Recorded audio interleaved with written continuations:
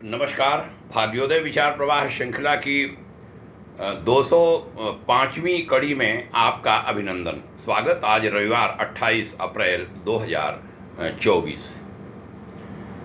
हमने यह श्रृंखला सबसे पहले आरंभ की थी नई दिल्ली से अप्रैल 2020 में।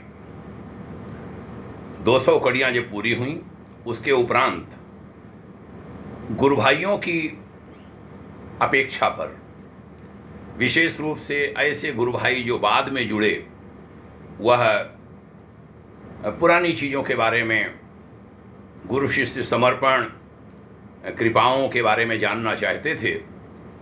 उनके सुझाव आग्रह पर 201वीं कड़ी से ये श्रृंखला चल रही है, गुरु शिष्य समर्पण और स्नेह की कड़ियाँ। आज की कड़ी में आपका पुनः स्वागत, अभिनंदन। अश्वमेध यज्ञों की श्रृंखला चल रही थी, धुआंधार कार्यक्रम हो रहे थे। लखनऊ अश्वमेध की चर्चा हमने विगत कड़ी में की थी। बहुत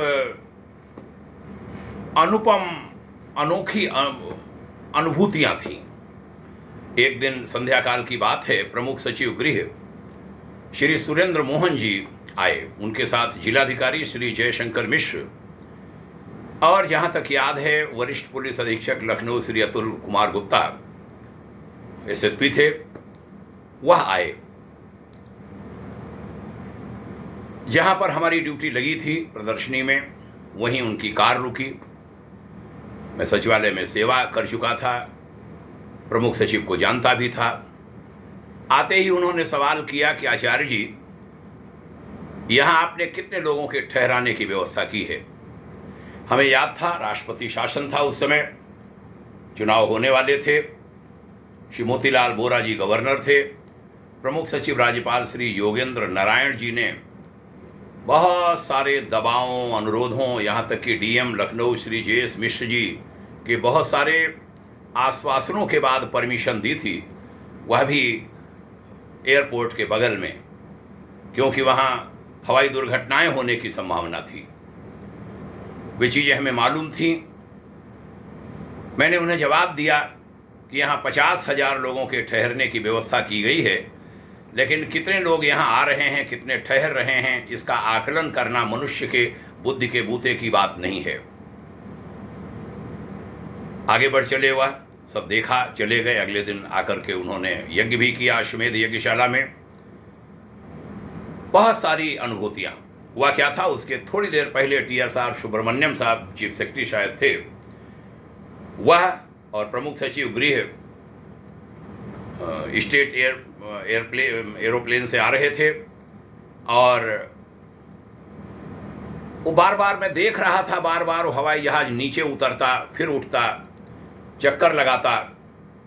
तो चीफ सेक्रेटरी साहब ने उनको भेजा था कि ये देखो, पीली चादर जैसी बिछी हुई है 20 किलोमीटर क्षेत्र में, ये है क्या?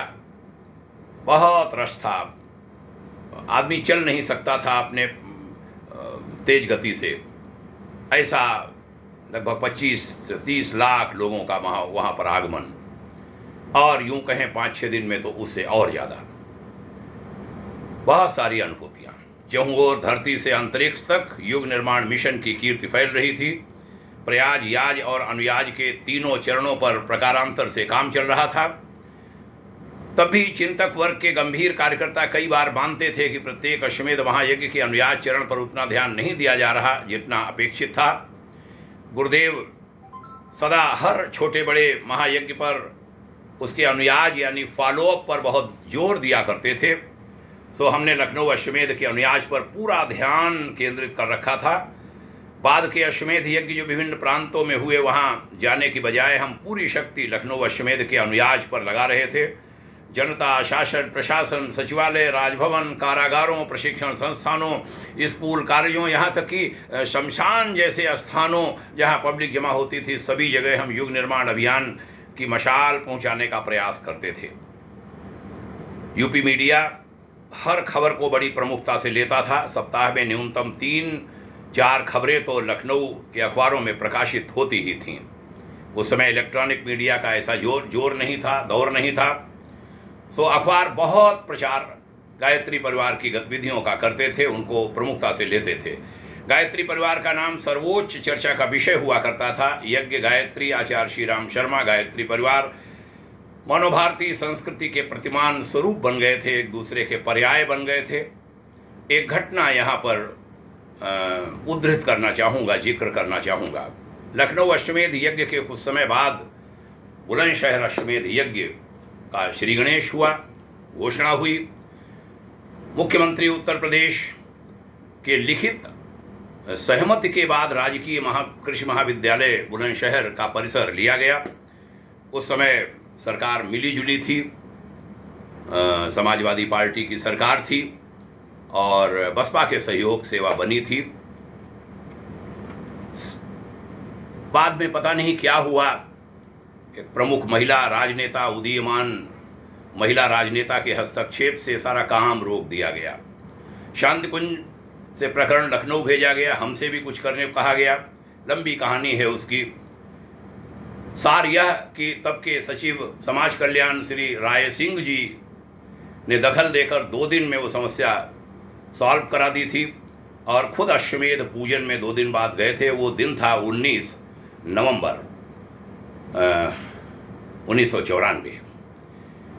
कार्यालय पहुंचे थे, वंदनीय माता जी के महाप्रयाण की सूचना उसी समय आई थी। माता जी का नाम लेकर के ही हमने राय सिंह जी से वो काम कराया था। राय सिंह जी हमारे माध्यम से गायत्री परिवार से जुड़े थे, फिर अनेक IAS अधिकारी जुड़े। महायज्ञ कुशलतापूर्वक संपन्न हुआ था।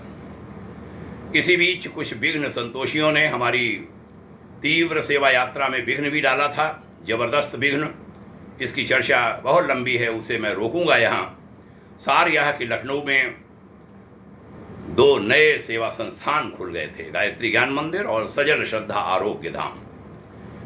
उसी विघ्न के बाद गायत्री ज्ञान मंदिर का उद्घाटन अनेक अवरोधों के बीच हुआ था। तब के राज्यपाल महामहिम श्री आचार्य विष्णुकांत शास्त्री जी के करकमलों से, और उसके ठीक 4 दिन बाद शांति कुंज प्रमुख आदरणीय डॉक्टर प्रणव पंड्या जी, जो उद्घाटन में नहीं आ पाए थे, वह पधारे थे। उन्होंने आकर के समीप से काम को देखा था, बहुत सराहा था।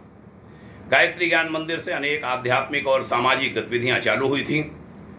एक कार्य था गुरुदेव द्वारा लिखित संपूर्ण वांग्मय साहित्य का यूपी की लाइब्रेरीज में, पुस्तकालयों में स्थापित करना, उनकी स्थापना करना।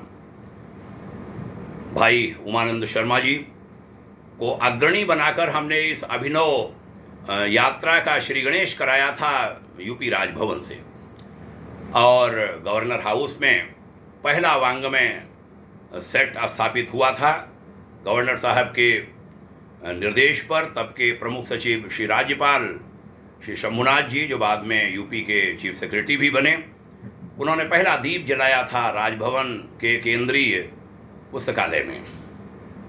और फिर तो एक बाढ़ आ गई थी, उत्तर प्रदेश सचिवालय, उत्तर प्रदेश विधानसभा, वहाँ वांग्मय की स्थापना हुई और ये बाकायदा सरकारी खर्च पर, वहाँ से धन हमने लिया था।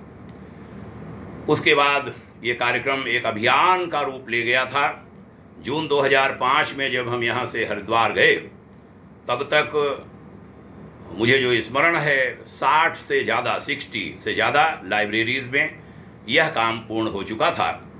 और हाल में एक मीडिया रिपोर्ट हमने पढ़ी, हमें बहुत सुख मिला, अच्छा लगा कि 400 से ज़्यादा पुस्तकालयों में, मुझे लगता है 408वीं कड़ी थी वह, यूपी के लखनऊ के अलावा भी विभिन्न जिलों में वांग्मय स्थापना हो चुकी है 400 से ज़्यादा पुस्तकालयों में।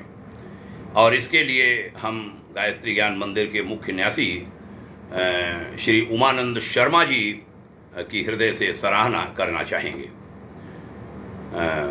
गायत्री ज्ञान मंदिर के इस अभियान को नमन और हृदय से सराहना।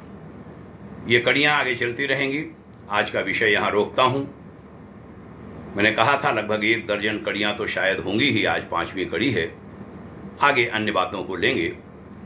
बहुत सारी बातों को हम स्पर्श भी नहीं कर रहे हैं, आगे बढ़ रहे हैं रचनात्मकता के साथ। और विशेष रूप से गायत्री परिवार से जुड़े साधक इनको ध्यानपूर्वक सुन रहे हैं, रुचि ले रहे हैं, इसके लिए उनकी सराहना। और हमारे जो श्रोतागण, पूज्यवर आचार्य श्री राम शर्मा जी बहुत महान चिंतक विचारक हैं, लेखक हैं, स्वाधीनता संग्राम सेनानी थे, कर्मठ तपस्वी थे, हिमालय के महान ऋषियों के साथी थे, और हिमालय से एक महान ऋषि आत्मा को धरती पर भेजा गया था। आंवलखेड़ा गांव आगरा में एक प्रतिष्ठित ब्राह्मण परिवार में उनका जन्म हुआ था। बहुत महान कार्य उनके द्वारा हुए, और उनको मैं किसी संस्था या आश्रम की दीवारों में सिर्फ नहीं समेटता। वो बहुत व्यापक हैं, उनका चिंतन, उनके संकल्प विभिन्न रूपों में फलित हो रहे हैं, उसमें बहुत सारे लोग काम कर रहे हैं। गायत्री परिवार की सीमा तो उसकी बहुत छोटी सी है। बहुत सारी शक्तियाँ राजनीतिक क्षेत्र की, मेधा जगत की, आर्थिक जगत की, आध्यात्मिक जगत की उसमें काम कर रही हैं, और बहुत सारे उदीयमान चेहरे उसमें आ रहे हैं जो युग निर्माण को सफल बना रहे हैं, परस्पर एक दूसरे से नहीं परिचित होते हुए भी। भगवान करे गुरुदेव के सारे संकल्प पूरे हों, इसी हार्दिक प्रार्थना के साथ आप सबसे निवेदन, मुट्ठी बांध कर हमारा संकल्प हो कि हम अपने इस ऋषि राष्ट्र को जागृत जीवंत बनाए रखेंगे, सनातन संस्कृति को बहुत ऊंचा उठाएंगे। ऐसे संकल्पों के साथ आज की चर्चा का समापन। पुनः प्रणाम। जय हिंद। ओम शांति।